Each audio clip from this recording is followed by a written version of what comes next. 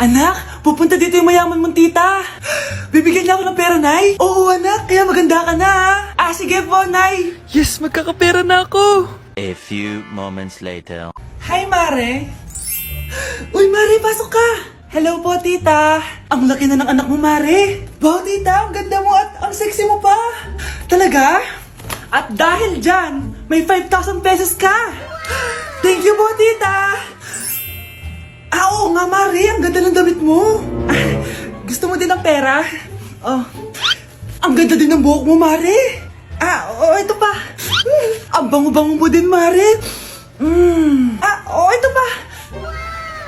Ang pogi naman ng anak mo, Mare. Siyempre, mana sa akin. At bibigyan ko ng 1 million pesos at house and lot kung sino man ang mapapangasawa ng anak ko. Talaga ba, Mare? Anak, halika nga dito.